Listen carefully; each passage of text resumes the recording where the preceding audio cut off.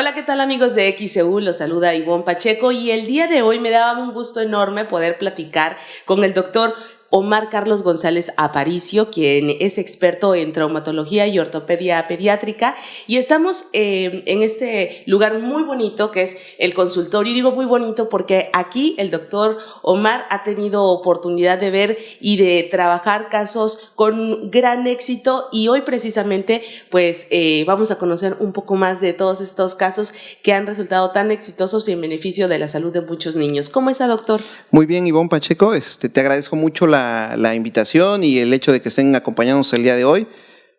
Para mí es muy importante destacar actualmente que la medicina se ha dividido en varias áreas de especialidad, sí, y una de esas áreas de importancia pues es precisamente la traumatología y la ortopedia pediátrica. Doctor, y en este caso, hablo de los casos de éxito, han tenido también resultados positivos en ocasiones por la intervención oportuna también, tanto en su expertise, pero también de los padres. Y por eso quisiera preguntarle, ¿a qué edad es importante que un niño pueda recibir una atención de traumatología y ortopedia pediátrica? Bueno, aquí es importante conocer que hay algunos casos que requieren la atención del traumatólogo y ortopedista pediatra prácticamente desde que el paciente nace. Okay. Por ejemplo, hay algunas enfermedades como las que habíamos platicado del pie equinovaro, sí, o la enfermedad de displasia del desarrollo de cadera, que exigen una atención de manera oportuna y prácticamente se pueden atender desde que nace el paciente, o algunos defectos congénitos, alteraciones que se notan desde que el paciente nace. Y hay otro grupo de enfermedades que requiere de una atención y una valoración después de cierta edad. Ajá. En promedio, valorar el desarrollo de la marcha de nuestro paciente, y hay algunos detalles que van a depender de acuerdo a la patología que queramos tratar, pero sí hacer énfasis en que en algunos casos es importante valorar al paciente desde que nace prácticamente, como la luxación congénita de cadera o el pie equinovaro. Muy bien, es decir, para el desarrollo óptimo de cualquier niño, aún y no presente algún indicio que alarmara a los papás, sería importantísimo que se hicieran una revisión como esta. Pero también, doctor, es cierto que pues conforme van creciendo y desarrollándose los niños, se van observando ciertos aspectos en su desarrollo que pueden llegar a alarmar a los papás. Uno de ellos, doctor, y ya usted como experto me dirá en terminología médica cómo está diagnosticado, por ejemplo, es cuando los niños empiezan a caminar con los pies hacia adentro. Esto entiendo que tiene que ver también con la especialidad que usted tiene. Sí, es algo que valoramos con mucha frecuencia.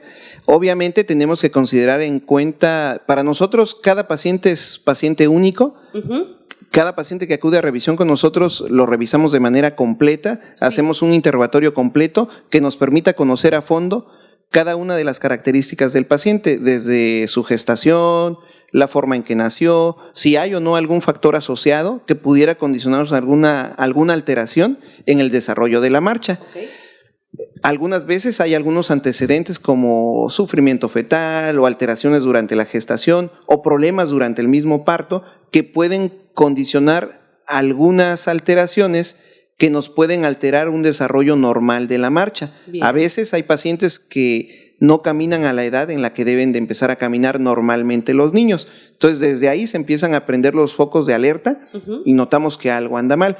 Ese grupo de alteraciones pues las valoramos tratamos de valorarlas de manera oportuna para brindarles la mejor atención y poder brindarle a ese paciente las mejores oportunidades para que pueda desarrollar esa marcha. De hecho, vamos a estar observando unas imágenes a continuación en donde hay un caso muy sorprendente de un niño que, bueno, sí es un pequeño que desde meses, pues fue usted quien lo estuvo atendiendo por una malformación que tenía, precisamente. Exacto. Y ahora pues ya camina de maravilla, normal, ¿no? Sí, claro. Exacto, no. Sí, ese caso en particular es un ejemplo del pie equinovaro, uh-huh, pero hay otras alteraciones, como usted me preguntaba hace unos instantes, que son niños prácticamente sanos, uh-huh, que de repente cuando empiezan a caminar, los familiares notan que camina con los pies viendo hacia adentro. Claro. Ese tipo de caminar se llama introversión de la marcha. Okay. Y puede estar condicionado por 3 enfermedades o 3 situaciones diferentes. Hay una que se llama metatarsoaducto. Uh-huh. El metatarsoaducto es una deformidad del pie en el, uh-huh, cual el pie se deforma hacia la línea media. Esta es una de las causas que originan el caminar con esa que se llama introversión de la marcha. Sí. La otra causa que puede originar esto recibe el nombre de torsión tibial. Okay. Y existen toda una serie de pruebas que hacemos para detectar qué tan severa es esta rotación y en base a eso establecer el diagnóstico adecuado. Vamos a proporcionarles también algunas imágenes para que puedan ver exactamente de qué es lo que estamos explicando. Sí. Y la otra causa es una causa muy común que recibe el nombre de antetorsión femoral. La antetorsión femoral implica una desviación en el eje del fémur, sobre todo a nivel de cuello. Hay una antetorsión en ese eje del cuello que se considera es una deformidad que es temporal y que generalmente se corrige con el crecimiento del paciente. Obviamente hay algunas situaciones que tenemos que modificar, algunos vicios de postura y algunas recomendaciones que podemos hacer para que esta forma de caminar se corrija de una manera oportuna. Muy bien. Eso es a grandes rasgos hablando acerca de esa alteración que se llama introversión de la marcha. Oh, interesante, doctor, porque además eso es algo que quizá no sea tan para los padres, ¿no? Cuando lo empiezan a ver, dicen, bueno, es que está aprendiendo a caminar, pero después pasa el tiempo y esto se queda como, se marca más, acentúa este problema. Entonces, qué mejor que atenderlo oportunamente.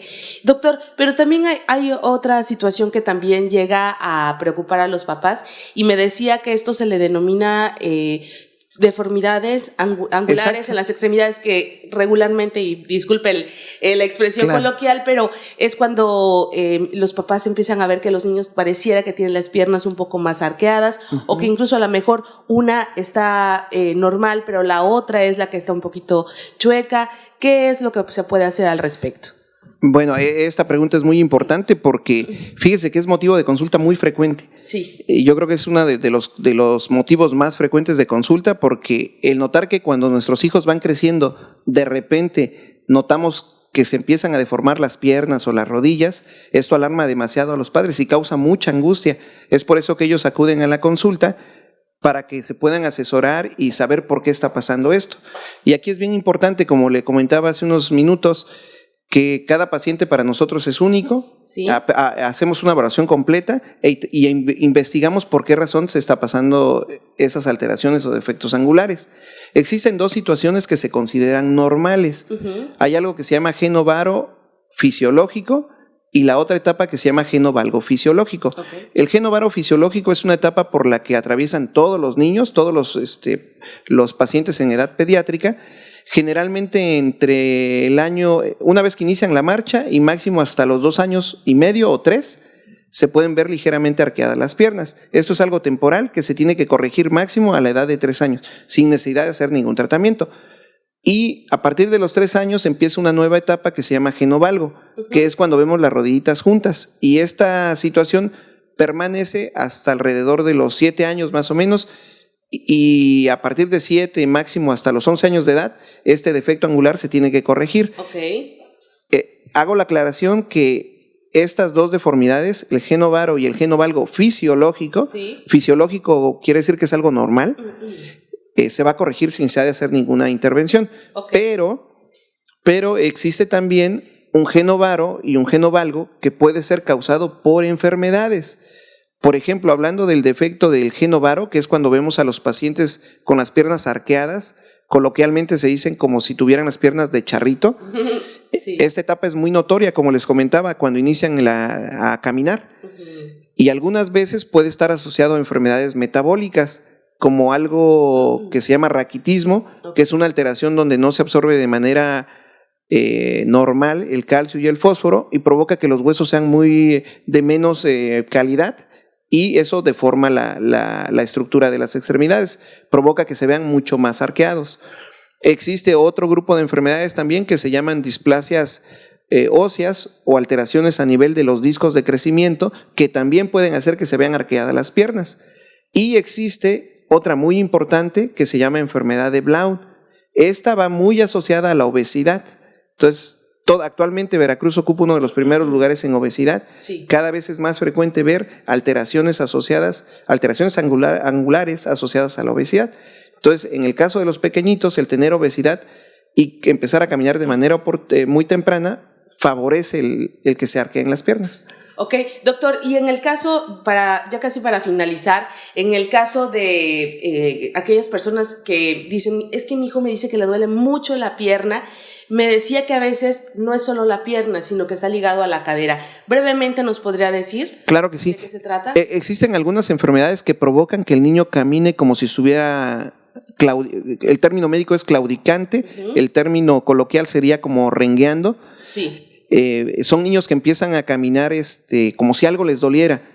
Es bien importante destacar que existe una enfermedad que se llama epifisiolistesis femoral proximal, sí, en la que el problema está en la cabeza femoral, pero los síntomas no lo reflejan en la cadera, sino alrededor del muslo o la rodilla.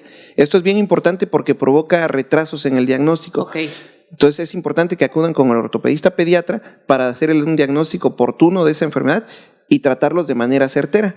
Muy bien, pues ya escucharon ustedes, son múltiples las áreas que puede atender y además un experto como el doctor Omar Carlos González Aparicio, a quien van a poder contactar. De hecho, en ese momento están apareciendo sus datos y le agradecemos como siempre estas charlas muy informativas y sobre todo oportunas para la atención que los niños, los nietos, los hijos, los sobrinos, cualquier niño merece para tener pues un mejor desarrollo y calidad de vida. Gracias, doctor.